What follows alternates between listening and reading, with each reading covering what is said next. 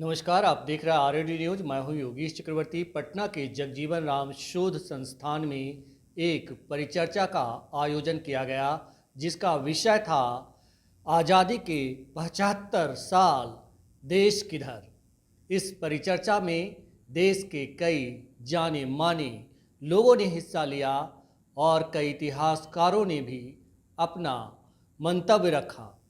परिचर्चा में माले के महासचिव दीपांकर भट्टाचार्य और आरजेडी के राष्ट्रीय उपाध्यक्ष उदय नारायण चौधरी ने भी अपने विचार रखे। इस दौरान आरजेडी के राष्ट्रीय उपाध्यक्ष उदय नारायण चौधरी ने एक कहानी सुनाई और उस कहानी को सुनकर आप समझ जाएंगे कि आज 75 साल बाद देश किधर जा रहा है। बड़ा ही सामयिक विषय पर इसका आयोजन किया गया है आज, और है कि 75 साल की आज़ादी के बाद देश किस ओर है, किधर है। तो हम एक चुटकुला कहिए या सच की कहानी कहिए, उससे मैं अपनी बात को शुरू करना चाहता हूं। एक बच्चा मैट्रिक का परीक्षा दिया, पढ़ने में ठीक ठाक था, लेकिन जब रिजल्ट आया तो वो फेल कर दिया। तो उसके पिता को बड़ा लगा कि इसके साथ कोई बेईमानी हुई है। तो उसके पिता अपने उस स्कूल के प्रिंसिपल के पास गए कि ऐसा कैसे हो सकता है कि मेरा बेटा फेल हो जाए, ऐसा नहीं हो सकता है। तो कहा कि मैं उसकी कॉपी को देखना चाहता हूं। तो कहा बेशक हम कॉपी दिखाएंगे। तो उसमें 10 सवाल किए गए थे उस लड़के से। एक सवाल था कि देश कब आजाद हुआ, तो जवाब था 2014 में। लोकतंत्र कब से लागू हुई, तो कहा 2014 से। रेलगाड़ी किसने चलाया और कब से चालू हुई, 2014 से। इसी तरह से सब 2014 से लिखा उसने। तो उसके पिता ने गुस्से में आके अपने बेटे को पीटा। कहा कि अरे तुम इतना मूर्ख हो कि सब कह दिया 2014 से। तो कहा पिताजी, आप ही तो रोज दिन घर में कहते थे कि सब 2014 में आया, नया नोट भी आया तो 2014 से आया, आज़ादी भी मिली तो 2014 से मिली। तो मित्रों, आज बड़ा अच्छा दिन है कि हम सब लोग इकट्ठा हुए हैं और सभी विचारधारा के लोग हैं। मैं मनुस्मृति के बारे में सुन रहा था, पढ़ा भी। मैं धन्यवाद देता हूं शमसुल साहब को, लेकिन मैं उस दिशा में ज़्यादा नहीं जाना चाहता हूं क्योंकि समय बहुत कम मिली है। डॉक्टर हेडगेवार ने 1925 में नागपुर में राष्ट्रीय स्वयंसेवक संघ का, ये चित्पावन ब्राह्मणों ने इसकी शुरुआत की,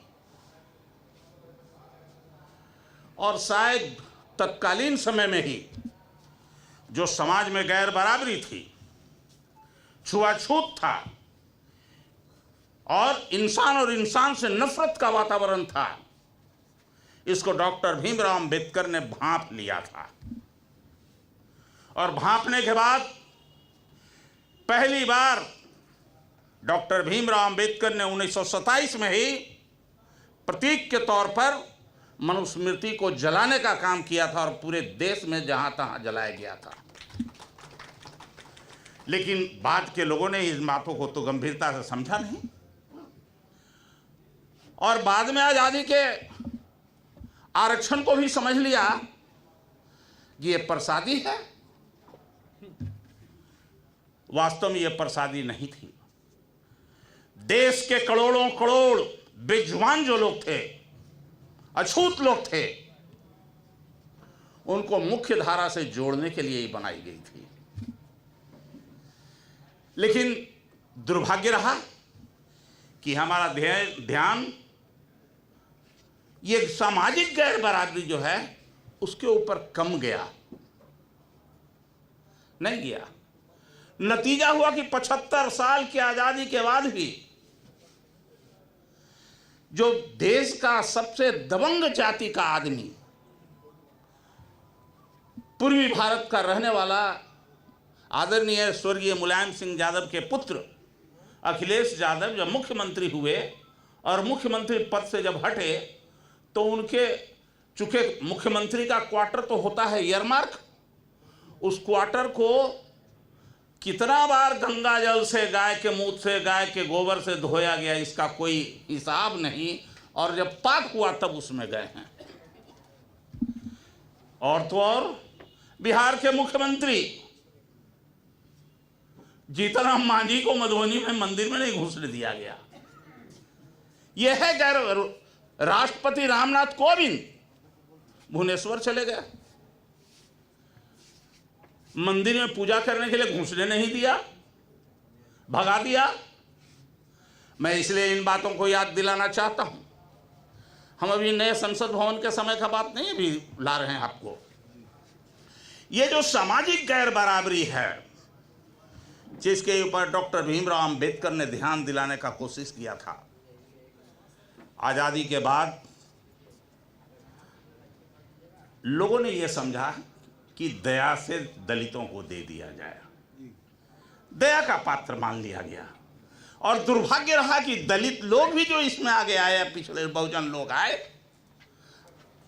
ये अछूत लोग, कुछ लोगों को दया के हिसाब से आरक्षण दिया गया और जो समाज की बड़ी जातियां थी वो अपने आप को दबंग समझने लगी।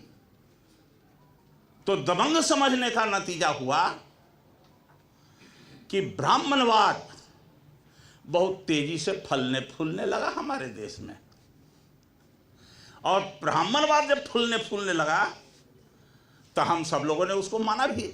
अब ये बताइए जरा हमको, आप सब लोग समझुल साहब, कि दुनिया में कोई ऐसी शक्ति है क्या कि मां के मुख से, इंसान के मुंह से बच्चा पैदा ले ले, महिला के मुंह से? अरे भाई, आपके जिस मनुस्मृति का जो बता रहे हैं, कहा कि ब्रह्मा जी ने, जिसने वेद का निर्माण किया, ब्रह्मा जी ने मनुदेव को डिक्टेशन दिया कि तुम लिखो मनुस्मृति और ये कानून। जिस डिक्टेशन को गोलवलकर ने अपने बंच ऑफ थॉट में उतारने का काम किया है, जब उसमें जाएंगे तो बंच ऑफ थॉट में, तो ब्रह्मा जी ने जो ये ताकत दिया, उसी ताकत में ये लिख दिया कि ब्राह्मणों का जन्म मुंह से पैदा हुआ। हम सब लोगों ने मान लिया।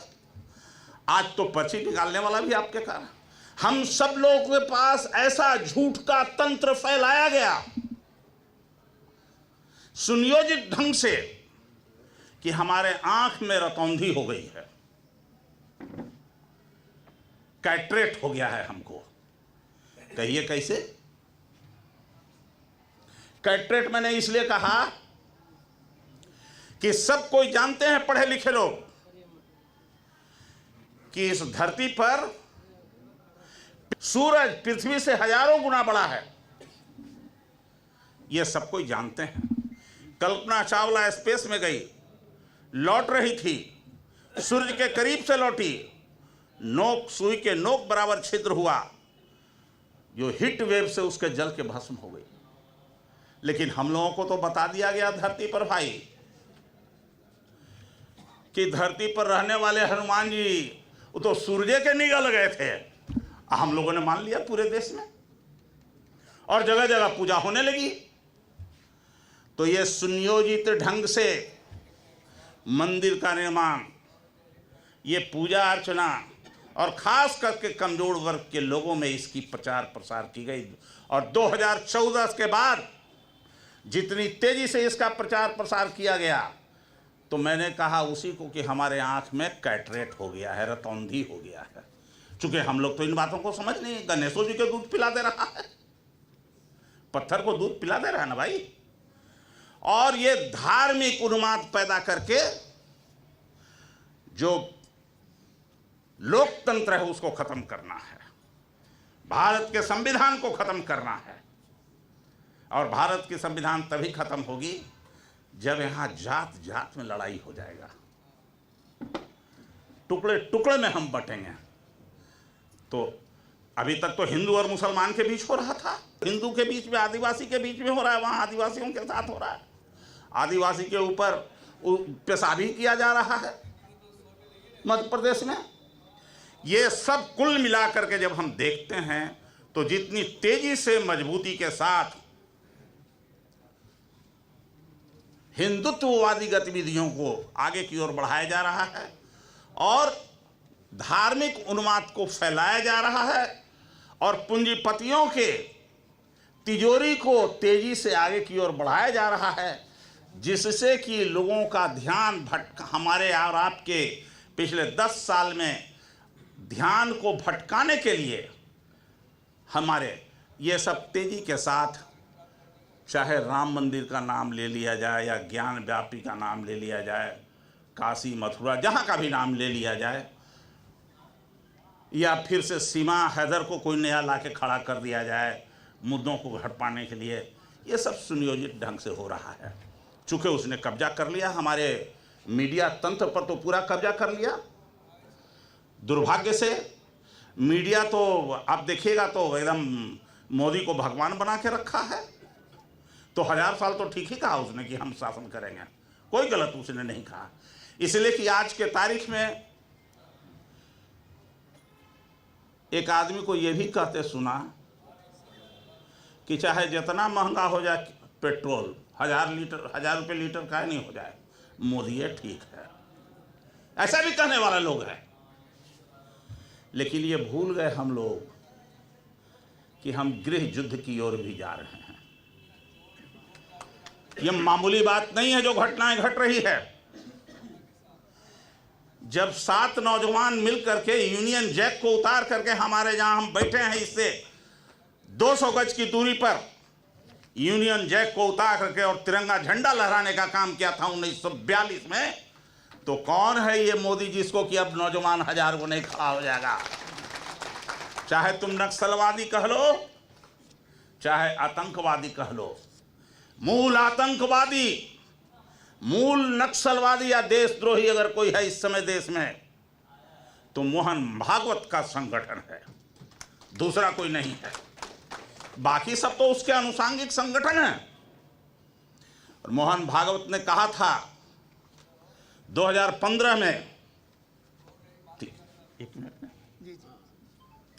2015 में कि आरक्षण की समीक्षा करनी है। हम धन्यवाद देना चाहते हैं लालू प्रसाद जी को। लालू प्रसाद ने चुनौती दिया था 2015 में कि दम है तुम में तो आरक्षण को समाप्त करके देख लो। लेकिन उस समय तो आरक्षण नहीं समाप्त किया, लेकिन धीरे धीरे करके आरक्षण को भी दलित भाइयों, कमजोर भाइयों आरक्षण को अब समाप्त कर दिया। अब आरक्षण नाम की कोई चीज नहीं रह गई है। मैं, चूंकि समय कम है, मैं गुजारिश करना चाहता हूं इस मंच के माध्यम से